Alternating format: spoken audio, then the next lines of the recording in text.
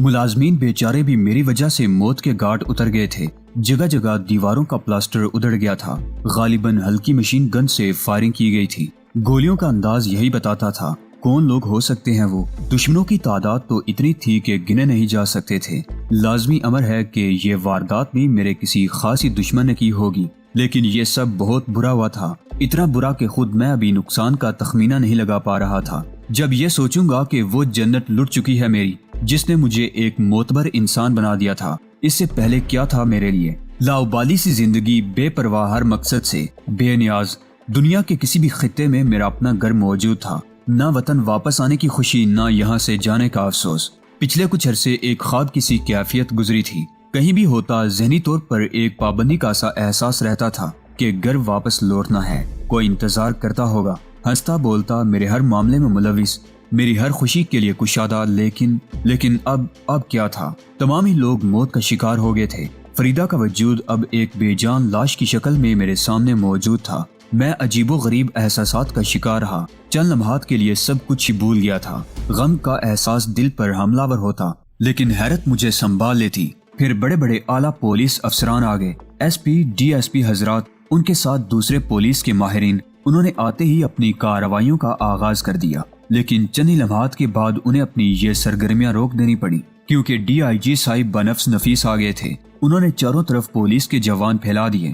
गालिबन तमाम इंतजामात के साथ आए थे। कुछ बिखरा हुआ सा अंदाज था। कमरे में दाखिल हुए, सब लोगों को देखा, फिर फरीदा की लाश को, और एक लम्हे के लिए जैसे उन पर कुछ कैफियत तारी हुई, लेकिन दूसरे लम्हे वो संभल गए और पुर्रोब लहजे में बोले, ये सब कैसे हुआ, मुझे तफसील बताओ। पुलिस के अफसरान मुअद्दबाना अंदाज में डीआईजी साहिब को तफसीलात बताने लगे, जो इससे मुख्तलिफ नहीं थी जो मेरे इल्म में आ चुकी थी। डीआईजी साहिब दूसरे कमरों का मायना भी करते गए। फिर चंद लम्हात के बाद इन तमाम कामों से फारिग हो गए। फोटोग्राफर तस्वीर बना चुके थे, हर जगह की तस्वीरें ली जा चुकी थी। डीआईजी साहिब ने हुक्म दिया कि लाश उठा दी जाए। मैंने इस मामले में फौरन मुदाखलत की थी। मैंने सर्द लहजे में कहा, लाश को इस बिस्तर पर सीधा लिटा दिया जाए। जो यहाँ हलाक हुआ है उसे उसकी जगह सीधा कर दिया जाए। सबकी तदफीन यहीं से होगी। क्या मतलब है तुम्हारा? क्या पुलिस की कार्रवाइयों में दखल अंदाजी करोगे? डीआईजी साहिब बोले, पुलिस की क्या कार्रवाई होगी मोहतरम डीआईजी साहिब? ये लाशें पुलिस अस्पताल जाएंगी, पर जरूरी काम होगा,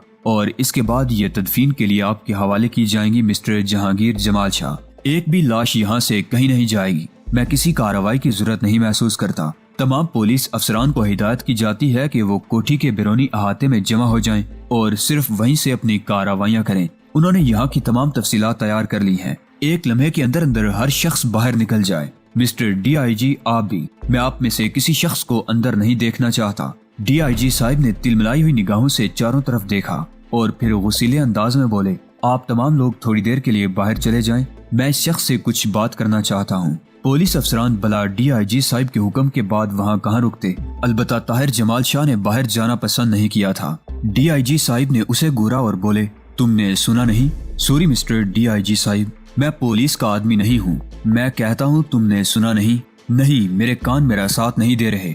गोया मेंढकी को भी जुकाम हुआ। जी हाँ, हो गया है। देख लूंगा तुम्हें भी।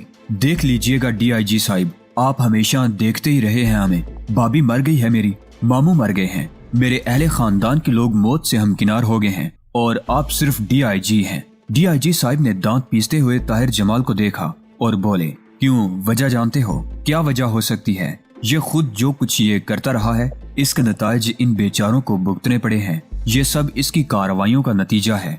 डीआईजी साहिब, आप सिर्फ एक पुलिस ऑफिसर हैं। अगर आपने इससे ज्यादा बोलने की कोशिश की तो मुझे अपनी वल्दियत से आपका नाम खारिज करना होगा। फिर जहांगीर जमाल शाह नहीं लिखा जाएगा, सिर्फ जहांगीर लिखा जाएगा। समझ रहे हैं आप? और इसके बाद मुझे खुदकुशी करना होगी। क्यों? डीआईजी साहिब तंजिया अंदाज में बोले, हो सकता है ऐसा ही हो। आप पुलिस ऑफिसर हैं, मैंने हुक्म दिया है कि हर शख्स बाहर निकल जाए। आप इस वक्त यहाँ इस कमरे में क्यों मौजूद हैं? तुम्हें गिरफ्तार करना है मुझे। तुम कई बार के मफरूर मुजरिम हो। मुझे उस हद तक ना ले जाइए मिस्टर डीआईजी कि आपके शानों से आपके ओहदे के फूल मैं अपने हाथों से उतारूं। समझ रहे हैं आप? जलील कमीने, अगर एक लाश यहाँ इस कमरे में मौजूद ना होती तो मैं तुझे इन अल्फाज का जवाब देता। एक बार फिर अर्ज कर रहा हूँ कि मुझे इस हद तक ना ले जाएं। इस लाश की मौजूदगी आपके इन अल्फाज के सामने कोई हैसियत नहीं रखती। डैडी क्या कर रहे हैं? खुदा के लिए आखिर क्या करना चाहते हैं आप? अभी इतनी ही गुफ्तगू हुई थी कि अचानक ही बाहर कुछ अजीब सी कैफियत पैदा हो गई। एक अफरा तफरी सी मच गई थी और एड़ियां बज रही थी। चंद ही लम्हों के बाद जनरल एहसान मिर्जा, कर्नल एजाज, मिलिट्री के और भी चंद आला अफसरान कमरे में दाखिल हो गए। आफ्ताब कमाल और रिजवाना भी उनके साथ थे। DIG साहिब गालिबन उन सब को पहचानते थे, वो भी मुस्तैद हो गए। कर्नल एजाज ने मेरी तरफ इशारा करते हुए कहा, ये जहांगीर जमाल शाह हैं। एहसान मिर्जा ने फरीदा की लाश को देखा और इसके बाद मेरे करीब पहुंच गए। मुझे इंतहाई अफसोस है माय डियर जहांगीर जमाल शाह, मैं तुम्हारे गम में बराबर का शरीक हूँ। कर्नल एजाज ने मुझे फोन पर इस बारे में इत्तला दी और मुझे इंतहाई अफसोस हुआ कि किसी बेहतर हालत में तुमसे मुलाकात करने के बजाय मुझे तुम्हारे पास ताज़ियत के लिए आना पड़ा है। ये सब कुछ हुआ कैसे? DIG साहिब अब जरा संभल गए थे। मैंने मुख्तसर अल्फाज में उन्हें तफसील बताई और दूसरे अजीजों की मौत के बारे में बताया। जनरल एहसान मिर्जा गर्दन हिलाने लगे थे। फिर उन्होंने तैमूर जमाल शाह साहिब की तरफ देखा और बोले, जनाब तैमूर जमाल शाह साहिब, आपके इन अफराद की हलाकत पर मैं आपसे दिली ताज़ियत का इजहार करता हूँ।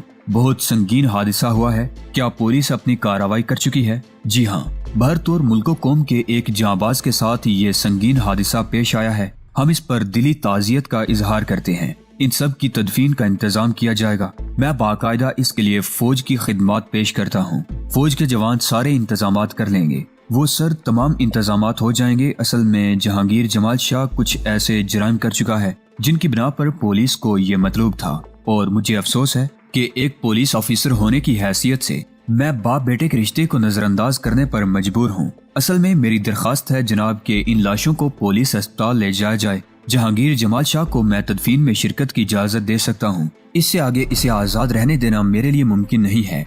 जनरल एहसान मिर्जा ने हैरत से DIG साहिब को देखा, फिर कर्नल एजाज को। कर्नल एजाज सर्द लहजे में बोले, असल में सर इन बाप बेटे के दरमियान कशीदगी रहती है और DIG साहिब इन तमाम मामलात से वाकिफ नहीं हैं जो पेश आते रहे हैं। मेरे ख्याल में इन्हें बता देना मुनासिब है, जैसा आप मुनासिब समझे। मुझे हैरत हुई इस बात पर, यानी इतनी अंडरस्टैंडिंग नहीं है बाप बेटों में कि बाप को हकीकत तक मालूम ना हो। सर ये वैसे भी एक कौमी राज था और जहांगीर जमाल शाह ने दयानतदारी से इसे अपने सीने में रखा है। हाँ मिस्टर DIG, यूँ समझ लीजिए कि पुलिस का इस मामले में मुदाखलत करने का कोई जवाज नहीं है। शायद आपको इस हकीकत का इल्म नहीं है कि जहांगीर जमाल शाह मिलिट्री इंटेलिजेंस के लिए ये सब कुछ करते रहे हैं। वो सब कुछ एक ड्रामे के तहत इन्हें उस इमारत में दाखिल होकर फाइल की चोरी करनी थी और इसके बाद गिरफ्तार भी होना था। फिर फरार के लिए भी बाकायदा मंसूबाबंदी की गई थी। इन तमाम कार्रवाइयों से असल में हम कुछ ऐसे लोगों को ट्रैप करना चाहते थे जो मोसाद और रा के एजेंट थे। जहांगीर जमाल शाह ने इंतहाई जहानत के साथ उन्हें ट्रैप किया और उनकी हलाकत अमल में आ गई। ये तो एक कौमी फरीजा था और आप इस अजीम कौमी फरीजे पर इन्हें गिरफ्तार करना चाहते हैं। आपको शायद इस बात का अंदाजा नहीं है कि फौजी हुक्काम जहांगीर जमाल शाह के बारे में क्या सोच रहे हैं। ये तो एक सिविलियन होने के बावजूद फौजी हुक्काम के दस्ते रास्त हैं। इन्होंने कोई जुर्म नहीं किया बल्कि मुल्क की एक ऐसी अजीम खिदमत सर अंजाम दी है कि अगर आपकी जगह कोई और बाप होता तो शादियाने बजवाता। आप बराए करम इन तमाम ख्यालात को दिल से निकाल दीजिए।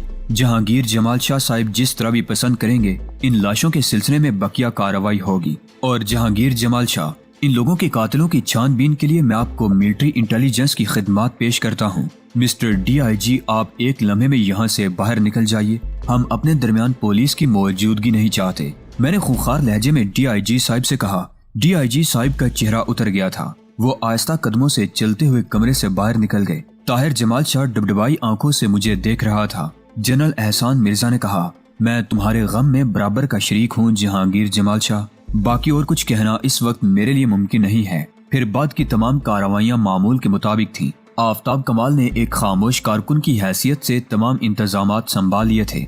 वालिदा साहिबा, बाबी साहिबा, अकबर जमाल वगैरह सब आ गए थे। अलबत्ता DIG साहिब का कहीं पता नहीं था। पुलिस के तमाम अफसरान को कोठी से बाहर निकाल दिया गया और फौजी हुक्काम ने बाकी तमाम इंतजामात संभाल लिए थे। कर्नल एजाज इस सिलसिले में पेश थे। उन तमाम लाशों की तदफीन पूरे फौजी एजाज के साथ उसी दिन दोपहर को अमल में आ गई। मेरे अहले खानदान भी इसमें शरीक थे और मैं अब बिल्कुल सादा से अंदाज में इन तमाम कामों में हिस्सा ले रहा था। मेरी आंखों में हल्की हल्की नीलाहटें थीं और ये नीलाहटें जब भी उभरती मैं एक अनोखी दुनिया का इंसान बन जाता। मेरे सीने में दिल की जगह पत्थर की चट्टान आकर रख जाती और चट्टान पर कोई चीज असरअंदाज नहीं होती। फरीदा, मामू इख्तियार और उन तमाम लोगों को जेर जमीन उतार दिया गया था। میں نے بھی عام لوگوں کی طرح اس میں حصہ لیا تھا اور اس کے بعد پرسکون قبرستان سے واپس لوٹا تھا۔ آفتاب کمال اور رضوانہ میرے ساتھ ساتھ ہر کام میں شریک تھے۔ فوجی حکام نے بھی صحیح معنوں میں میرے ساتھ ایسا تعاون کیا تھا جس کی کوئی مثال نہیں ملتی۔ اس کے بعد کے ہنگامے کئی دن تک جاری رہے تھے۔ والدہ صاحبہ کو کھل کھیلنے کا موقع ملا تھا، چنانچہ وہ یہیں میری کوٹھی میں آ گئی تھی۔ وہ بھی غموں کے پہاڑ تلے دبی ہوئی تھی۔ فریدہ سے تو ان کا کوئی خاص رابطہ نہیں رہا تھا، لیکن ماموں اختیار ان کے بھائی تھے۔ بہرحال ایک ہفتہ ان تمام معاملات میں گزر گیا۔ آفتاب کمال میرے غم میں برابر کا شریک تھا۔ وہ ہمیشہ ہی ٹکر ٹکر میری صورت دیکھتا رہتا تھا۔ غالباً وہ میرے اندر پوشیدہ جذبات کا جائزہ لینا چاہتا تھا، لیکن میں تقریباً نارمل ہو گیا تھا۔ ہنستا بھی تھا، بولتا بھی تھا۔ ایک بار بھی میں نے فریدہ کو یاد نہیں کیا تھا، نہ ہی غم زدہ ہوا تھا۔ آفتاب کمال اور رضوانہ میری اس کیفیت کو خاص طور سے حیرت سے دیکھتے تھے۔ اس پورے معاملے کے درمیان ڈی آئی جی صاحب نے ایک بار بھی مجھ سے ملاقات نہیں کی تھی۔ واقعی عجیب انسان تھے۔ فوجی حکام البتہ برابر مجھ سے رابطہ رکھے ہوئے تھے اور انہوں نے مجھ سے اپنائیت کا پورا ثبوت دیا تھا۔ میں ان کا احسان مند تھا۔ باہر طور کسی کے کام کو سراہنا بھی ایک بہت بڑی بات ہوتی ہے۔ میرے درینہ رفیق یعنی توفیق جان کشوری وغیرہ میرے ساتھ برابر کے شریک تھے اور ان کے چہروں پر مسکراہٹیں نہیں دیکھی جاتی تھیں۔ آفتاب کمال اور رضوانہ اپنے بھرپور فرائض سر انجام دے رہے تھے۔ پھر اس دن وہ میری کوٹھی ہی میں میرے پاس بیٹھے ہوئے تھے جب مجھے ایک ٹیلی فون کال موصول ہوئی۔ آپریٹر نے مجھ سے کہا کہ میری کال ہے اور یہ کال ایک دوسرے ملک سے کی گئی تھی۔ میں نے حیران ہو کر ریسیور اٹھا لیا۔ دوسری جانب سے آواز ابھری، مسٹر جہانگیر جمال شاہ بول رہا ہوں، آپ کون صاحب ہیں؟ میں نے سوال کیا۔ تم مجھے مسٹر زیڈ کے نام سے جانتے ہو؟ میرے جبڑے بچ گئے۔ میں نے کہا، او مسٹر زیڈ، میرے دوست، میرے رفیق، میرے شناسا، یقیناً مجھ سے تمہارے بہت سے رشتے قائم ہو گئے ہیں۔ تو کیا آپ اس ملک سے واپس جا چکے ہیں؟ ہاں، میں ذرا مختلف مزاج کا انسان ہوں۔ اگر کوئی مجھ پر اپنی اہمیت ثابت کر دیتا ہے تو میں اسے تسلیم کرنے سے انکار نہیں کرتا۔ مطلب یہ مائی ڈیئر جہانگیر جمال شاہ کہ آپ کا پورا منصوبہ میرے علم میں آ گیا تھا۔ آپ نے غالباً وہ ڈرامہ اسی لیے کیا تھا کہ ہم لوگوں کی قربت حاصل کرنے، اور آپ نے اس قربت سے جتنا فائدہ اٹھایا بلا شبہ وہ ایک عام آدمی کے بس کی بات نہیں تھی۔ حالانکہ اس وقت جب میں نے آپ کو آپ کے پڑوسی ملک میں بھیجا تھا تو میرے ذہن میں یہ تصور نہیں تھا کہ آپ اتنی اونچی چال چل رہے ہیں، لیکن آپ نے وہاں جا کر بھی اپنا فرض سر انجام دیا۔ مسٹر اے اور ہمارے بہت سے قیمتی ساتھیوں کو آپ نے وہاں ختم کر دیا۔ کیا یہ غلط ہے مسٹر جہانگیر جمال شاہ؟ نہیں مسٹر زیڈ، بالکل درست ہے۔ اور اپنے وطن میں آپ نے اس قسم کے انتظامات کر دیے کہ آپ کی غیر موجودگی میں بھی کام جاری رہے۔ افسوس مجھے ان لوگوں کے بارے میں نہیں معلوم ہو سکا جنہوں نے آپ کی غیر موجودگی میں بھی اپنا کام جاری رکھا۔ اور جب میرے انتہائی قیمتی ساتھی مارے گئے، خصوصاً لیکسی جیسن کی بات کرتا ہوں، وہ لڑکی میری اولاد نہیں تھی لیکن میں اسے اپنی بیٹی کی طرح چاہتا تھا۔ آپ نے اسے بھی نہیں چھوڑا مسٹر جہانگیر جمال شاہ۔ لیکسی جیسن کا غم میں برداشت نہیں کر سکا اور اس کے نتیجے میں نے آپ کے تمام اہل خاندان کو موت کے گھاٹ اتار دیا۔ مجھے اس کا اندازہ تھا مسٹر زیڈ کہ میری بیوی اور میرے عزیزوں کو آپ ہی نے قتل کیا ہے۔ میرا حق بنتا تھا مائی ڈیئر۔ مجھے خوشی ہے کہ میں نے تمہیں بھی بھرپور غم دیا ہے جو میرے سینے میں جاگزیں ہو گیا تھا۔ ہاں، اور اب مسٹر زیڈ میرے اور آپ کے درمیان یہ سلسلہ چل پڑا ہے۔ آپ اسرائیل میں آباد اور دنیا کے مختلف گوشوں میں موجود ان یہودی خاندانوں سے اظہار تعزیت ضرور کرتے رہیے جو آپ کی وجہ سے فنا کے گھاٹ اتریں گے۔ میں ان دنوں یہی منصوبے بناتا رہا ہوں مسٹر زیڈ کہ مجھے آپ کے خلاف کارروائی کرنے کے لیے کیا کیا طریقہ کار اختیار کرنے ہوں گے۔ آپ مجھے چیلنج کر رہے ہیں۔ ہاں مسٹر زیڈ، یہ چیلنج ہے آپ کے لیے کہ ہر اس جگہ جہاں اسرائیلی مفادات کے لیے کام ہو رہا ہوگا اور جہاں یہودی خنزیر میرے وطن کے خلاف نبرد آزما ہوں گے، وہاں میں قتل عام کروں گا۔ اتنے لوگوں کو ہلاک کروں گا مسٹر زیڈ کہ آپ حیران رہ جائیں گے۔ پھر آپ کو اس خسارے کا احساس ہوگا جو آپ کے اس اقدام سے آپ کو پہنچے گا۔ ان خاندانوں سے تعزیت ضرور کیجیے گا۔ آپ بہت صاحب ظرف انسان ہیں نا؟ کم از کم یہ فرض آپ پر عائد ہوتا ہے کہ آپ ان خاندانوں کی داد رسی ضرور کیجیے۔ تو پھر سن لیجیے مسٹر جہانگیر جمال شاہ کہ میں ہر جگہ آپ سے مزاحمت کروں گا۔ یہاں باقاعدہ ایک الگ کھیل شروع ہو گیا ہے۔ میں اب اپنے آپ کو اس مقصد کے لیے وقف کرتا ہوں کہ آپ پر نظر رکھوں، آپ کی تمام کارروائیوں پر غور کروں، آپ کی شخصیت کا اندازہ لگا کر آپ کے خلاف کام کروں۔ یہ خوشی کی بات ہے مسٹر زیڈ کہ میرا تعلق براہ راست آپ سے رہے گا۔ اور کیا خدمت کر سکتا ہوں آپ کی؟ نہیں، بس آپ کو یہ بتانا مقصود تھا کہ اگر اپنے اہل خاندان کا غم آپ کے دل میں جاگے تو زیڈ کو یاد رکھیے گا۔ میں آپ کو یاد رکھوں گا مسٹر زیڈ، بہت اچھی طرح یاد رکھوں گا۔ اوکے مائی ڈیئر، ہماری گفتگو کا سلسلہ طویل ہو گیا ہے، اس لیے اب میں یہ سلسلہ منقطع کرتا ہوں۔ ٹیلی فون کے ذریعے آپ کی ہلاکت عمل میں نہیں آئے گی مسٹر زیڈ، آپ مطمئن رہیں۔ جواب میں مسٹر زیڈ کا ایک کہکہا سنائی دیا اور اس نے فون بند کر دیا۔ یہاں موجود تمام افراد حیرت سے منہ پھاڑے مجھے دیکھ رہے تھے۔ جو گفتگو میں فون پر کر رہا تھا وہ ان سب کے لیے باعث حیرانی تھی۔ جیسے ہی میں نے فون کا ریسیور رکھا، آفتاب کمال نے حیران لہجے میں کہا، زیڈ آرگنائزیشن؟ ہاں آفتاب کمال، میں جانتا ہوں کہ تم بھی اس خیال سے دور نہ ہوگے۔ یقیناً تمہارا ذہن بھی مسٹر زیڈ ہی کی طرف جا رہا ہوگا۔ کس سلسلے میں؟ فریدہ اور میرے اہل خاندان کے قتل کے سلسلے میں۔ ظاہر ہے یہ معمولی کام تو نہیں تھا۔ آج مسٹر زیڈ نے اس عظیم الشان کارنامے کی ذمہ داری قبول کر لی ہے۔ انہوں نے کہا ہے کہ اپنے ساتھیوں کے انتقام کے طور پر انہوں نے میرے اہل خاندان کو ختم کر دیا ہے۔ مجھے پہلے ہی اس کی امید تھی، لیکن حتمی طور پر کوئی بات کہتے ہوئے ہچکچا رہا تھا۔ آفتاب کمال کا سر جھک گیا۔ اس نے آہستہ سے کہا، ہاں میں بھی اپنی اس کوتاہی پر نادم رہا ہوں مسٹر زیڈ پر ہاتھ نہیں ڈال سکا میں۔ یہ حماقت کی بات ہے آفتاب کمال۔ اب یہ ضروری تو نہیں ہے کہ ہم بھی ہر محاذ پر فاتح ہوں، ہمیں شکست سے بھی دوچار ہونا پڑے گا جگہ جگہ۔ آفتاب کمال خاموشی سے میرا چہرہ دیکھتا رہا۔